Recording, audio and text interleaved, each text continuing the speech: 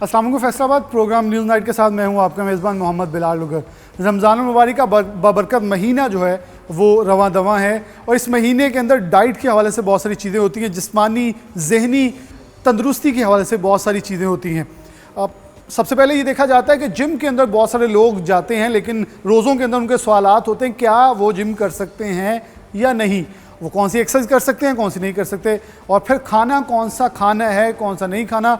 Nutritionist इस हवाले से क्या कहते हैं, जहनी तौर पर कैसा है, हमारे जिस्मानी तौर पर जो हड्डी हैं, जोड़ हैं, वो किस हद तक रमज़ान मुबारक में हमारा साथ देते हैं और रोज़ा किस हद तक फ़ायदेमंद है। सबसे पहले मैं बी फिट जिम में मौजूद हूँ बुलेवार्ड के अंदर। सबसे पहले इनका शुक्रिया, इन्होंने हमें ये वेन्यू प्रोवाइड किया कि यहाँ इनके साथ प्रोग्राम कर सकें। नवाज़ बाजवा साहब मौजूद हैं और अफनान भाई मौजूद हैं। इनके साथ प्रैक्टिस थोड़ी सी हमें एक्सरसाइज भी करके दिखाएंगे। सबसे पहले बहुत शुक्रिया नवाज़ भाई आपका, और अफनान भाई आपका भी शुक्रिया।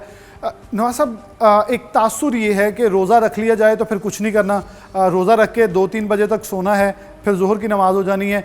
मतलब मुशक्क़त, मेरे ख्याल में अगर हम दीनी पहलू से देखें तो रोज़ा है हलाल रिस्क कमाना, मुशक्क़त करना, और उस हालत में जो भूख होगी और फिर अपने नफ्स के ऊपर जो काबू पाना, वो सारी चीज़ें।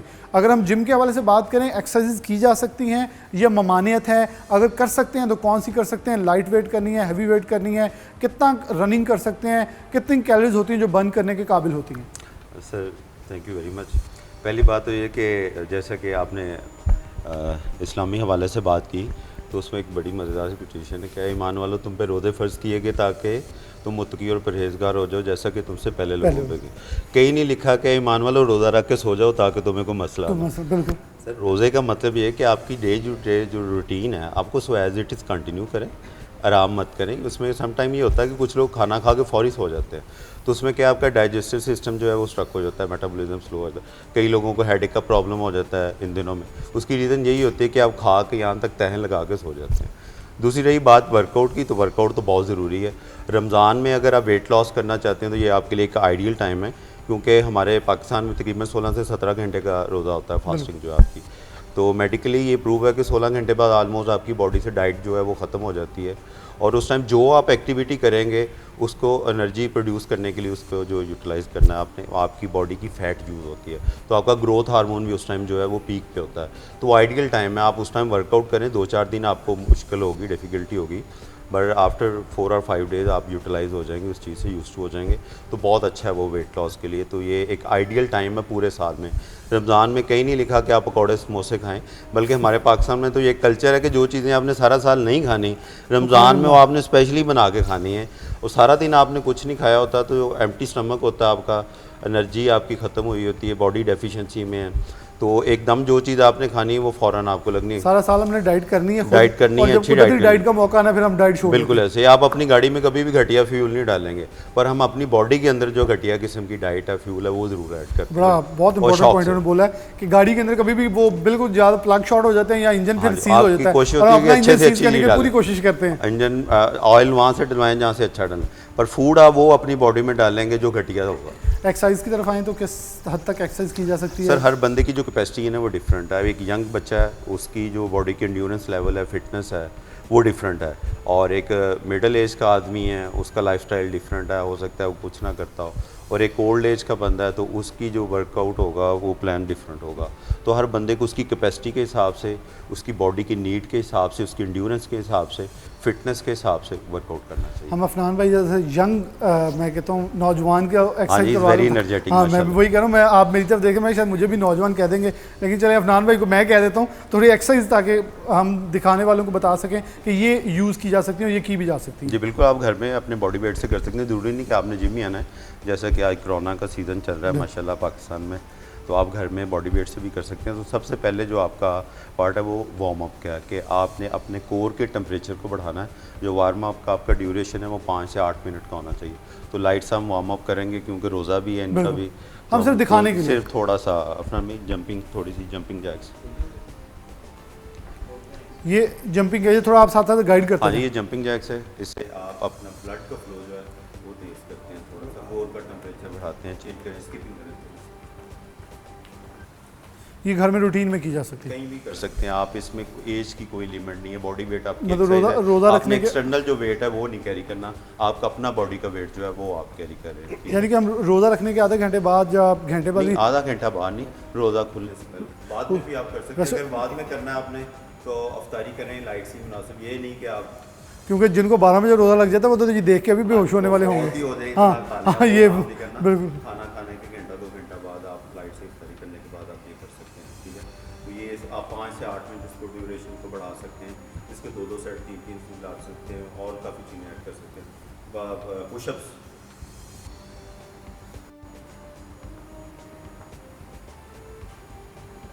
ये भी उसी के इंक्लूडेड हैं, मतलब बॉडी वेट आपका, जिसमें इस एक्सरसाइज में आपके शोल्डर यूटिलाइज होंगे, स्कैंडी मसल आपका ट्राइसेप होगा और आपका स्ट्रॉन्ग होगा, इसमें चेस्ट है। यानी कि अगर हम वो जो मसल्स की एक्सरसाइज करते हैं वो भी थोड़ा बहुत जी, इसके वो- अंदर जी, जी, ड्यू टू ये पुशअप्स की वजह से वो ऐड हो जाएंगे अंदर। और इसके अंदर कैलोरीज के भी लूज मतलब सर कैलोरीज जो है ना वो आपके बॉडी वेट के हिसाब से होती हैं, हर बंदे की डिफरेंट होती हैं। तो इसके साथ कम होती हैं, मतलब अगर कोई डाइट प्लान के साथ इसे ले तो उसको फ़र्क पड़ना शुरू हो जाएगा। सर जिम में अक्सर इशू यही होता है कि जिस बंदे ने वेट गेन करना है, मसल साइज गेन करना है, वो भी सेम वर्कआउट कर रहा है, जिसने लूज करना है वो भी वही वर्कआउट कर रहा है। तो फ़र्क कहाँ पे आता है कि आपकी डाइट बेसिकली, अगर आपने गेन करना है तो आपको कैलोरीज सरप्लस में जाना पड़ेगा, अगर आपने लूज़ करना है तो आपको कैलोरीज डेफिसिट में आना पड़ेगा। यहाँ में लोगों को अवेयरनेस नहीं। मैं एक मैसेज सिर्फ अफनान साहब से लेना चाहूँगा। अफनान भाई, क्योंकि नवाज साहब तो मुकाबलों में भी जाते हैं और इनकी बॉडी और तरह की है, आप हमसे तो बहुत बेहतर हैं, लेकिन ज़रा मैं कहूँगा एक कैजुअल जो एक नौजवान होता है वैसे आपने बॉडी मेंटेन की, तो रमज़ान में कैसे आप इनको कैरी करते हैं? एक्चुअली ये होता है कि सारा साल तो हम लोग वर्कआउट करते रहते हैं, अपनी बॉडी को मेंटेन रखते हैं, बट रमज़ान में बेसिकली आपकी डाइट तो होती नहीं है, तो वर्कआउट करने का ये फ़ायदा होता है कि आपके मसल लूज नहीं होते, आप की बॉडी यूज टू थोड़ा सांस चढ़ा हुआ है, आपकी बॉडी यूज टू रहती है, तो उसका ये फ़ायदा होता है जब आप रमज़ान के बाद दोबारा ट्रेनिंग स्टार्ट करते हो अपनी, तो आपको ज़्यादा फील नहीं होता। मैं सिर्फ आपसे क्वेश्चन करने का मकसद सिर्फ ये था, मैंने चेक करवाना था लोगों को कि आपको पसीना है और आपका सांस फुला है, यानी कि इससे ये बता सकते हैं कि सिर्फ हमने अभी कोई प्रॉपर वर्कआउट पूरा नहीं किया। मैंने वासा तो माइक बढ़ाऊंगा, आखिरी आपसे क्वेश्चन, मतलब कुछ नहीं अभी किया है और सिर्फ 2 मिनट के अंदर अगर ये है तो डेफिनेटली इससे हमें फ़ायदा पहुँचने वाला है। अब बात ये है कि वो जो नीयत है उसे थोड़ा सा जगाना होगा। बिल्कुल ऐसे ही है। इसमें बेसिक फंडा यही है कि आपने अगर वेट लॉस करना है तो आपने अपने जो मैक्सिमम हार्ट रेट है उसके हार्ट रेट को अपने 60 to 70% के बिटवीन रखना है। वो आपका जो है वो फैट बर्निंग जोन है, उस जोन में आपकी बॉडी जो है फैट को यूटिलाइज करती है। आप इससे 70% से ऊपर चले जाते हैं, फिर आपकी बॉडी एरोबिक जोन में आ जाती है, वहाँ पे कार्बोहाइड्रेट्स को यूटिलाइज करना शुरू हो जाती है। इसके बाद ऐसे सो ऑन काफ़ी प्रोसेस है। तो आप कोशिश करें कि जब आप वर्कआउट कर रहे हैं तो अपना जो हार्ट रेट है आपका 60 to 70% के बिटवीन है, वो आपका आइडियल प्लेस है, उसमें आप कंफर्टेबल भी रहेंगे और with the passage of time gradually आपका स्टेमिना भी बिल्डअप होता रहेगा। अगर आप वॉक कर रहे हैं, एक दिन आपको लगता है कि आप 10 मिनट कर सकते हैं, तो अगले दिन आप 11 मिनट करें, उससे अगले दिन 12 मिनट करें, तो इस तरह आप थकेंगे भी नहीं और आपको फील भी नहीं होगा, आहिस्ता आहिस्ता आपका जो है स्टेमिना वो भी बिल्डअप होता है। बिल्कुल जी। आखिर में मैं सिर्फ ये कहूँगा, ज़रूरी नहीं है कि आपने तपती धूप के नीचे खड़े होकर ये एक्सरसाइज करनी है, बल्कि छाँव में कमरे के अंदर कर सकते हैं, पंखा चला कर सकते हैं, ताकि आपको ये हो कि जो लोगों के एक जहन में वहमो गुमान होता है जी मैं एक्सरसाइज करूँगा तो मेरा पानी पता नहीं सारा ख़त्म हो जाएगा, जो मैंने सुबह 7-8 गिलास पिए हुए हैं वो तो वैसे भी अल सुबह जो है जब आप सो के उठते हैं वो ख़त्म होने वाले होते हैं, क्योंकि एक प्रोसेस है कुदरती तौर पे बनाया हुआ अल्लाह पाक ने। उस डाइट को अगर मेंटेन करें तो बहुत सारी चीज़ें, एक्सरसाइज भी हमने बताई, न्यूट्रिशनिस्ट हमारे साथ। इसमें एक बात मैं आपकी ऐड करना चाहूँगा कि सुबह देखा गया है कि लोग 2-2, 3-3 जग ज़बरदस्ती पी रहे होते हैं, तो मैं बताना चाहूँगा कि वाटर स्टोरेज की जो कैपेसिटी है ना सिर्फ अल्लाह पाक ने ऊँट में रखी है, इंसान में नहीं रखी। तो आपकी बॉडी को जितनी रिक्वायरमेंट है वो उतनी ही स्टोर करेगी, बाकी यूरिनेट हो जाएगा। तो खुद को तकलीफ ना दें, जितनी रिक्वायरमेंट है उतना ही लें, जितनी रिक्वायरमेंट है जी उतनी लें। एक छोटी सी ब्रेक, दोबारा हाजिर होती है।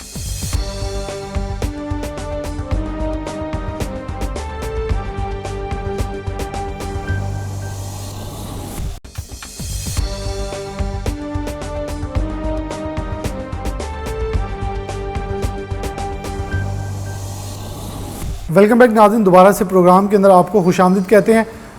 न्यूट्रिशनिस्ट हमारे साथ मौजूद हैं 2। सबसे पहले मैं तारुफ़ आपको करवा दूं, असद अली तारिक मौजूद हैं, गवर्नमेंट कॉलेज यूनिवर्सिटी में पढ़ाते भी हैं, लेक्चरर के तौर पर अपनी जो फ़राइज़ हैं वो भी सर अंजाम देते हैं, जबकि फ़ातिमा अशफाक मौजूद हैं, ये भी न्यूट्रिशनिस्ट हैं। और बात का आगाज़ करेंगे माइक लेडीज़ फर्स्ट है उनके हाथ में, तो उनसे बात का आगाज़ कर लेते हैं। फातिमा, किस हद तक आपको लगता है कि रमज़ानुल मुबारक जो है उसके अंदर डाइट को मेंटेन रखना चाहिए, या डाइट लोग मेंटेन नहीं रख पाते? कुछ लोग कहते हैं जी हमें मतलब बहुत ज़्यादा हैवी महसूस हो रहा है, कुछ सहरी टाइम हैवी हो जाते हैं, कुछ अफ्तारी टाइम हैवी हो जाते हैं, और कुछ लोग ऐसे होते हैं कि दोपहर को वो कहते हैं जी 12 बजे हैं और रोज़ा लगना शुरू हो गया है। मतलब क्या उनके ऐसी वजूहात हैं जिसकी बिना पे ये सारी मसाइल जो हैं वो जन्म लेते हैं? समय रमज़ान मुबारक में हम लोग में जितने भी लोग हैं वो कभी भी फूड चॉइसेस अपनी प्रॉपर नहीं रखते हैं, जिसकी वजह से उन्हें वीकनेस भी फील होती है, जिसकी वजह से वो बहुत हैवी भी फील करना शुरू कर देते हैं। जैसे सहरी बहुत ज़्यादा हैवी कर लेंगे, देन अफ्तारी बहुत ज़्यादा हैवी कर लेंगे, फिर जो डे का मिड वाला पार्ट आता है उनमें उनको बहुत ज़्यादा भूख लग जाती है। और अगर हम अपनी फूड चॉइसेस और पोर्शन डाइट लेंगे तो उसकी वजह से उन्हें ये चीज़ बिल्कुल भी फेस नहीं करनी पड़ेगी। जैसे हम अगर वाटर इनटेक देखें, अगर वो 8 to 10 ग्लासेस डेली अपनी वाटर इनटेक पूरी करते हैं तो उनको प्यास उस हद तक नहीं लगेगी जितनी एकदम जैसे सहरी में एक बंदा 6-7 ग्लास एक साथ ही पी जाता है। प्रॉपर सहरी नहीं वो कर रहे, सिर्फ पानी पी के रोज़ा रख रहे हैं। मेरे ख्याल में हम ये अज्यूम करना शुरू करते हैं कि शायद हमारे अंदर को ऊँट है जो पानी स्टोर कर लेगा और बाद में हमें ज़रूरत के मुताबिक पूरा हो जाएगा। ये मेरे ख्याल में माइंड से निकाल देना चाहिए कि ज़्यादा पानी पीने से वो पानी की स्टोरेज हो जाती है हमारे अंदर। या ये कॉन्सेप्ट बिल्कुल गलत है, हमें बिल्कुल भी ऐसा नहीं सोचना चाहिए। जो भी हम लोगों का पोर्शन डाइट हमें लेनी चाहिए। जैसे अगर हम सहरी को देखें तो अगर वेट रिड्यूस करना चाह रहे हैं तो हम लोग मोस्ट ऑफ द टाइम जो लोग हैं वो पराठा प्रेफर करते हैं, लेकिन पराठे में 400 to 500 कैलोरीज होती हैं, और अगर हम उसके ऑल्टरनेटिव अगर रोटी कोई चॉइस करें तो हमारे पास 120 कैलोरीज होती हैं। तो आप इसमें ही देख सकते हैं मेजर डिफरेंस आ जाता है दोनों चीज़ों में। और इसी तरह अगर हम ऑयली फूड को प्रेफर कर रहे हैं और ऑयली की जगह हम हेल्दी फ्रूट्स में चले जाते हैं, फ्रूट चाट जैसे हो जाती है, चना चाट हो जाती है, इनमें चले जाते हैं तो ये हमारी हेल्थ के लिए बहुत अच्छा होता है, और ये हमारी हमें एक फुल फीलिंग भी दे देता है और हमारे थ्रू आउट एनर्जी मेंटेन भी करता है फुल डे में। अच्छा, आपने कहा जैसे पराठा या रोटी का डिफरेंस बताया, क्या पराठा खाना गलत है? क्योंकि ये मेरा क्वेश्चन होगा, क्योंकि बहुत सारे लोग ये क्वेश्चन कर रहे होंगे, मेरे जहन में भी आया, तो मैं उनके बिहाफ पे ये क्वेश्चन ज़रूर करूँगा। खाना गलत है, अगर खा लेना चाहिए तो क्या उसके अंदर ऑयल की जो हम मिकदार और बड़ी यूज़ करते हैं, या देसी घी के पराठे को प्रेफर कर लिया जाए? आप पहली प्रेफरेंस तो आप ऑलिव ऑयल में यूज़ करें। अगर आप देसी घी खाना चाह रहे हैं तो ये आपकी ही चॉइस है, लेकिन अगर आप जैसे मैं उसमें ऑयल की वजह से ज़्यादा कैलोरीज हो रही हैं। अगर आप रोटी चूज़ करते हैं उसमें जस्ट 120 कैलोरीज होंगी। बहुत से लोग जो हैं वो कहते हैं हमने पराठा ही खाना है, 7 इंचेस पराठा जो है वो आप ले सकते हैं। बट अगर आप वेट रिड्यूस नहीं करना चाह रहे, अगर आपकी प्रेफर है कि आपने वेट रिड्यूस करना है, तो आपको ज़्यादा सूटेबल यही होगा कि आप रोटी लें, और अगर आप वेट नहीं रिड्यूस करना चाहते तो इट्स योर चॉइस, आप पराठा ले सकते हैं। लोग योगर्ट और चाय का इस्तेमाल करते हैं सहरी के टाइम और अफ्तारी के टाइम में, क्योंकि अफ्तारी के हमारे असद भाई भी साथ बैठे हैं, अफ्तारी के पकौड़े बहुत ज़्यादा और तली हुई चीज़ों के ऊपर, तो क्या इससे भी स्टमक के ऊपर सारा इश्यूज जो क्रिएट होते हैं? जैसे हम लोग अगर योगर्ट को देखें तो इट्स अ गुड चॉइस, हमें एक बाउल योगर्ट ज़रूर लेना चाहिए जिसकी वजह से हमें प्यास भी नहीं लगती सारा दिन। लेकिन अगर हम चाय लेते हैं तो चाय जो है हमें डिहाइड्रेट करती है, जिसकी वजह से हमें बहुत जल्दी प्यास लग जाएगी और हम लोग बहुत ज़्यादा थ्रस्ट फील करेंगे उसमें। हमें इसीलिए सहरी में कभी भी चाय का कैफ़ीन, कोई भी कॉफ़ी हो गई या इवन सॉफ्ट ड्रिंक्स हो गई, वो भी हमें चूज़ नहीं करनी चाहिए। हम ये सारी चीज़ें जो हैं जैसे टी हो गई हम अफ्तारी में ले सकते हैं, क्योंकि उसमें हमारे पास वाटर इनटेक का मार्जिन होता है। लेकिन इसमें अगर हमारे पास वाटर इनटेक का जैसे मार्जिन नहीं है, इसीलिए लोग कहते हैं कि हमें 12 बजे ही प्यास लग गई, हमारा सारा दिन बहुत मुश्किल गुजर रहा है, गला सूख गया है, इस वजह से होता है। Caffeine is not a good choice. Good choice नहीं है। मैं असद की तरफ बढ़ूँगा। असद भाई, बहुत शुक्रिया आपका वक्त देने के लिए, क्योंकि आप साथ जिम ट्रेनिंग के भी सेशन जो है वो भी इनकाद पजीर करते हैं। बेहतरीन डाइट कौन सी है रमज़ान के अंदर, और लोगों के लिए क्या रोज़ा रखना बहुत मुश्किल है? क्या रोज़ा रखे नहीं जा सकता? अगर रोज़ा रख लेंगे तो क्या मसाइल जो हैं वो जन्म हो जाएंगे, और अगर रोज़ा छोड़ देने से क्या फ़वाइद मिल जाएंगे? ये बड़ा मैं नेगेटिव क्वेश्चन इसलिए कर रहा हूँ क्योंकि लोग जो नहीं रखने, जिनके पास बहाने होते हैं, उनको जवाब मिल सके। देखिए, बहाने तो हज़ारों हैं। अगर किसी ने कोई चीज़ नहीं करनी ना, तो उसके पास ना रखने के हज़ारों बहाने हैं, ठीक है। लेकिन रोज़ा या रमज़ान जो है एक स्पिरिचुअल मंथ है, हमें क्या सिखाता है? बर्दाश्त, ठीक है। सो हमारा मेन चीज़ इसी तरह डाइट में भी कि हमने अपनी क्रेविंग्स को पूरा का ख्याल रखना है, ठीक है, उनको बर्दाश्त करना है, जो कि रमज़ान का एक बाकायदा उसका अहम मकसद है। तो रही बात डाइट की, तो आपकी सहर व अफ्तार में ऐसी प्रॉपर डाइट होनी चाहिए कि वो पूरी तरीके से बैलेंस हो, ठीक है। उसमें एक तो सबसे पहले हाइड्रेटेड फूड्स का आपने सबसे ज़्यादा इस्तेमाल करना है, जैसे कि उसमें ग्रीन लीफी वेजिटेबल्स हो गए, ठीक है। इसके अलावा अफ्तार से लेकर सहर तक हाइड्रेशन लाजमी करें, 8 से 10 गिलास पानी लाजमी पिएँ। इसके अलावा वाटरमेलन का इस्तेमाल, ठीक है। इसका ग्रीन लीफी वेजिटेबल्स हो, प्रॉपर डाइट हो कि प्रोटीन का इंटेक लाजमी हो, उसमें होल ग्रेन्स का लाजमी हो, ठीक है। एक डेयरी प्रोडक्ट लाजमी हो। डेयरी प्रोडक्ट से मतलब कि आप दही एक बेस्ट चॉइस है, ठीक है। अक्सर लोग जो आते हैं कि अफ्तारी के वक्त वो दूध का इस्तेमाल, दूध सोडा इस्तेमाल कर लेते हैं, ठीक है, या वो जामे शीरी डाल लेते हैं, तो वो एक बहुत ही गलत चॉइस है, ठीक है। उससे क्या होता है कि आपने अफ्तारी में वो मील लेना है जो कि आपको एक प्रॉपर न्यूट्रिशनस प्रोवाइड करे, ठीक है, ना कि आप एक पकोड़ा ले लेते हैं वो आपको न्यूट्रिशन नहीं प्रोवाइड कर रहा, वो सिर्फ तेल में भिगोई हुई एक चीज़ है, ठीक है, जो कि आपके न्यूट्रिएंट्स पूरे नहीं कर रहा, जिसकी वजह से आप बाद में फिर सुस्त फील करते हैं, ठीक है। ये बड़ा इशू है कि लोग कह रहे हैं अफ्तारी के बाद ना हमें उठा नहीं जा रहा, वो इसी वजह से क्योंकि हमारी डाइट ही नहीं मुकम्मल, बॉडी को एक प्रॉपर न्यूट्रिएंट्स ही नहीं मिले कि वो उसको जगा सके, ठीक है। जब उसको एक प्रॉपर न्यूट्रिएंट्स मिलेंगे ना, एक प्रॉपर उसको वाइटामिन्स मिलेंगे, मिनरल्स मिलेंगे, प्रोटीन मिलेंगे, उसकी नीड्स पूरी होंगी। जब उसकी नीड्स पूरी होंगी तो वो एक एक्टिव फील करेगी, ना कि वो लेथार्जिक फील करेगी। अच्छा, एक बड़ी इंपॉर्टेंट चीज़ है कि हमारे शुगर के पेशेंट हैं, ब्लड प्रेशर के पेशेंट हैं, ये ऐसे लोग हैं जो रोज़ा रखना चाहते हैं, ऐसी बीमारियों के साथ वो डाइट को कैसे मेंटेन करें? देखिए, सबसे पहले तो अगर ये शुगर पेशेंट्स है वो तो ऑब्वियसली सबसे पहले अपने डॉक्टर से कंसल्ट करें कि वो उनकी कंडीशन कैसी है कि वो रोज़ा रख भी सकते हैं कि नहीं।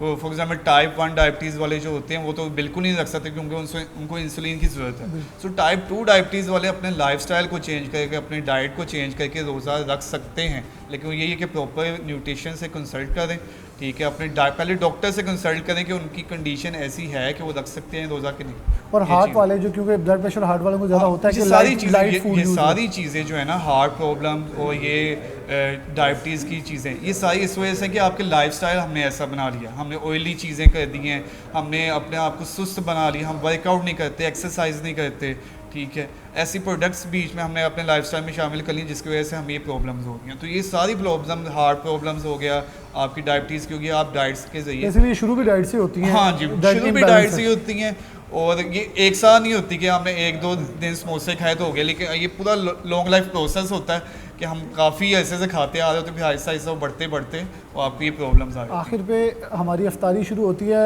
नमाज अज़ान मगरिब के से और फिर चलती है 12 बजे तक, उसके बाद फिर सहरी टाइम हम सहरी भी कर लेते हैं कि हम वो स्वाब का दौरानिया जो खाने वाला उसे ज़्यादा रखते हैं।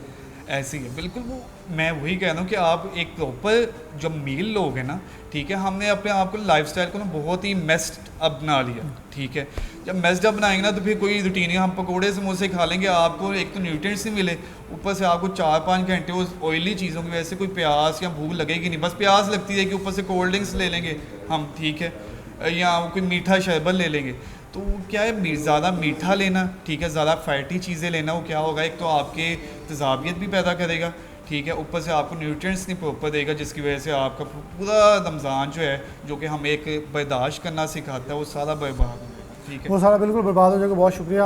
असद अली तारिक मौजूद थे और फातिमा इशफाक मौजूद थी हमारे साथ। बहुत ब्रीफली सारी चीज़ें आपके सामने रखी, डाइट कौन सी होनी चाहिए, कितनी होनी चाहिए, कितना पोर्शन खाना चाहिए, कितना पोर्शन इंपॉर्टेंट है, कितना फ़ायदेमंद है और कितना नुकसानदेह, और ख़ास तौर पर मगरिब से शुरू होने वाली जो हमारी अफ्तारी का सिलसिला बड़ा वो तवील चले जाता है। हम मेरे ख्याल में अगर हमने खाना भी बहुत लंबा है तो थोड़ा सा, मैं ये न्यूट्रिशनिस्ट नहीं, मैं अपना मौक़िफ़ ये दूंगा कि थोड़ा वक्फ़ा ज़रूर रखें। वक्फ़े की वजह से ये है कि हमें एटलीस्ट उस जो हमारा अंदर स्टमक है उसे ये होश ज़रूर है कि मैंने कुछ इसे अंदर इनहेल करके हज़म भी करना है, ना कि उसके ऊपर बोझ डाल दें और फिर हम निढाल होकर लेट जाएँ। एक छोटी सी ब्रेक, दोबारा हाजिर होते हैं।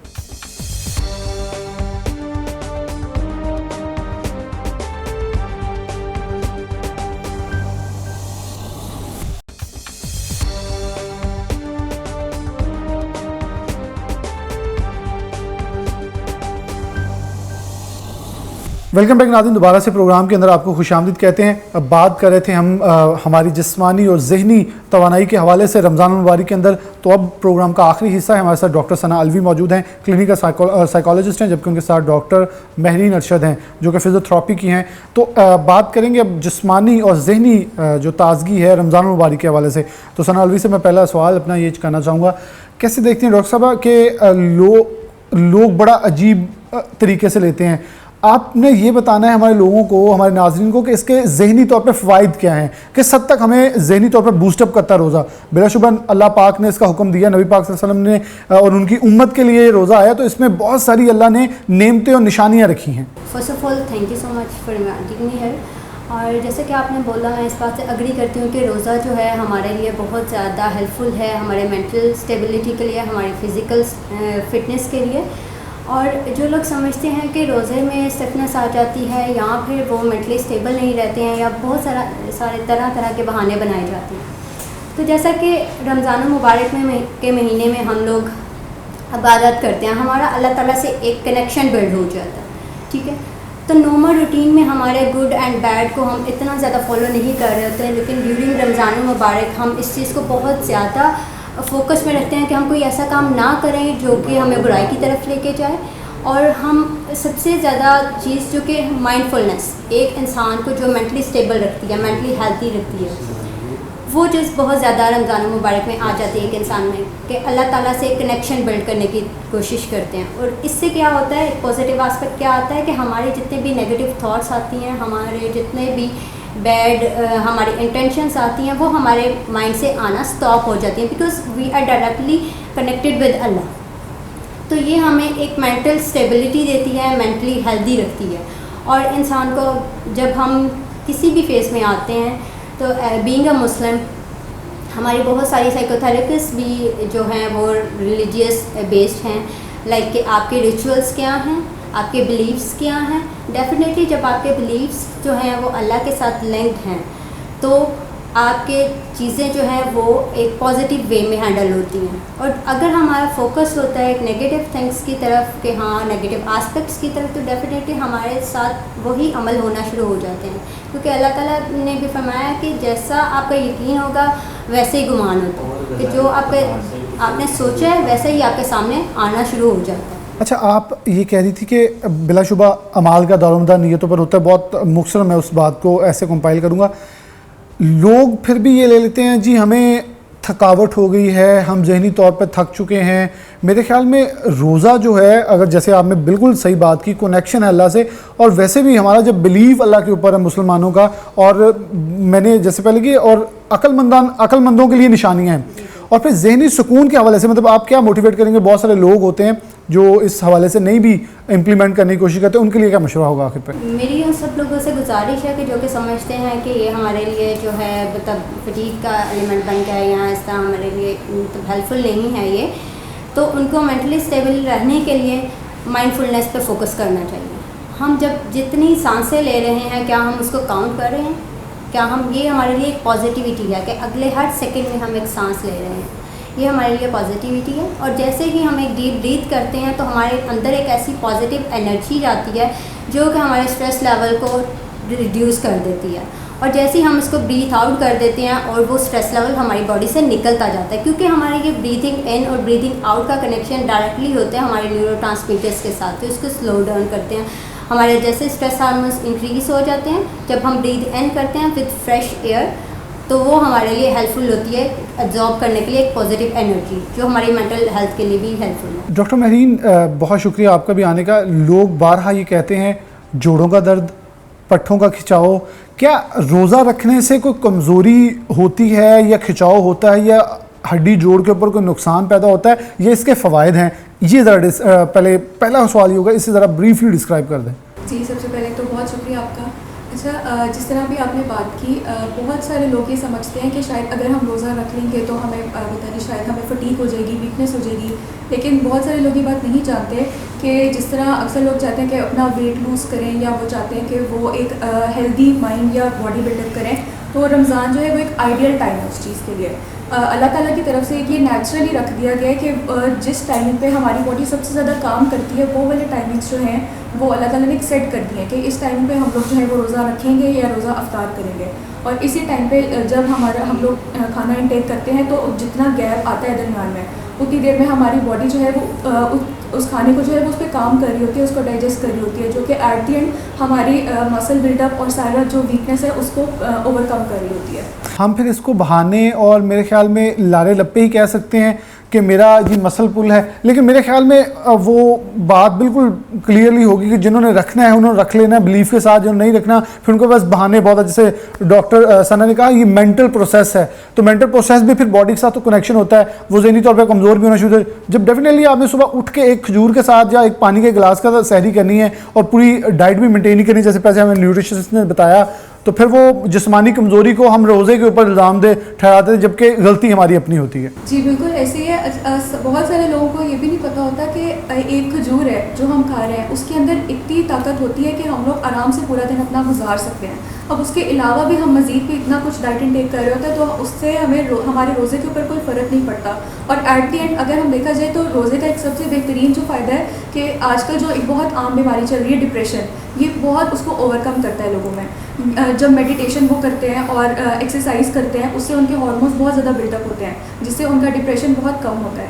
तो यही सबसे बेहतर है कि हम लोग बजाय इसके कि बहाने ढूंढने के रोज़ा ना रखें, तो हम लोगों को जो है वो उसके ऊपर अमल करना चाहिए और हमें बाकायदा इसके बारे में सोचना चाहिए कि हम लोग कहाँ पे खड़े हैं और हमें क्या करना चाहिए इस बारे में। आप आखिर में डॉक्टर महरीन क्या कहना चाहेंगी कि क्या फिर चीज़ों को अडॉप्ट किया जाए? मतलब कुछ डाइट, क्योंकि डेफिनेटली न्यूट्रिशनिस्ट ने अपना बताया, लेकिन हड्डी जोड़ के हवाले से अगर किसी के इश्यूज़ हैं तो वो कौन सी डाइट या किन चीज़ों को अडॉप्ट करें या एक्सरसाइज कौन सी करें कि वो इस हवाले से रमज़ान मुबारक के अंदर किसी तौर पे वीकनेस का शिकार ना हो? इसके लिए सबसे पहले तो मैं यही कहना चाहूँगी कि रोज़ा नाम ही सब्र का है। इसी तरह जो लोग अपना वेट भी लूज़ करना चाहते हैं उनको भी सब्र करना सबसे ज़्यादा ज़रूरी है। तो बजाय इसके कि हम लोग जो है वो ये देखें कि हमें रोज़ा नहीं रखना चाहिए, उससे हमारा डाइट डिस्टर्ब होगी या हमारी रूटीन डिस्टर्ब होगी, तो अगर रोज़ा रखने के बाद भी आप अफ्तारी के बाद भी या तरावियों के बाद भी सिर्फ आधा घंटा वॉक का निकाल लें, तो आपका पूरी दिन की बॉडी जो भी उससे खाया पिया भी होगा, जैसे भी जो भी होगा, वो सब कुछ जो है वो एडजस्ट हो जाएगा और आपको मज़ीद इसके बारे में परेशान होने की ज़रूरत नहीं है कि इससे हमारी बॉडी पर कोई नेगेटिव इम्पैक्ट आएगा या कोई पॉजिटिव जो है वो अच्छा इम्पैक्ट आएगा। बहुत शुक्रिया डॉक्टर महरीन और डॉक्टर सना अलवी हमारे साथ मौजूद थी। अब डिस्कस कर रहे थे कि हमें जिस्मानी तौर पर जो हमारी हड्डियां हैं उसके लिए किस हद तक रोज़ा फ़ायदेमंद है, मुफीद है, और जहनी तौर पर मेरे ख्याल में फिर जो इनकी बातें हैं बिलाशुबा हमारे से बहुत सारे लोग इस हवाले से आगाह मामूली से ज़्यादा भी इल्म रखते हैं, लेकिन हम उस इल्म को कहीं पसे पश डाल देते हैं और अपनी कोताही के ऊपर आ जाते हैं। हमें फोकस इस चीज़ पे अब करना होगा कि हमने जहाँ खड़े हैं हमने करना क्या है, और ये बबरकत महीना है। वो फिर मेरे रब ने कहा है ना कि मैं अगर अपने बंदों को बता दूँ कि रमज़ान मुबारक कितना बबरकत और कितनी नेमतें लेके आता है, तो मेरा बंदा दुआ करेगा या अल्लाह पूरे 12 महीने सिर्फ रमज़ान मुबारक ही चले। तो मेरे ख्याल में यही निशानी बहुत है जब मेरा रब खुद कह रहा है बंदों को कि मैं तुम्हें बताना चाहता हूँ कि इतना सवाब है। तो इसलिए इसके ऊपर हमें फोकस करना होगा कि हम भटके हुए हैं, हम कहाँ हैं। हम जब हई अल फलाह हई अल सलाह हई अल फलाह होते हैं तो अल्लाह पाक हमें फलाह की तरफ, हमारी सलामती की तरफ बुलाता है, लेकिन हम उधर जाने की कोशिश नहीं करते, लेकिन बिला आखिर एक दिन फिर झुकना पड़ता। तो मेरे ख्याल में डॉक्टर्स और हमारे साथ जितने भी पूरे प्रोग्राम के अंदर लोग मौजूद थे उन्होंने मुफीद मशवरे दिए हैं। कहीं भी ये हमें नहीं लगा कि ये रोज़ा छोड़ देना या कहीं कोताही बरतना हमारे लिए बहुत बिला जवाज़ का बायस बनेगी। तो इस हवाले से हमें बिल्कुल कैटेगोरिकली कुछ चीज़ें देखना होंगी और अल्लाह से तौबा इस्तग़फ़ार करना होगा। बरकतों का महीना है, बरकतें लूटें। इसी के साथ प्रोग्राम न्यूज़ नाइट से इजाज़त दीजिए। अल्लाह हाफ़िज़।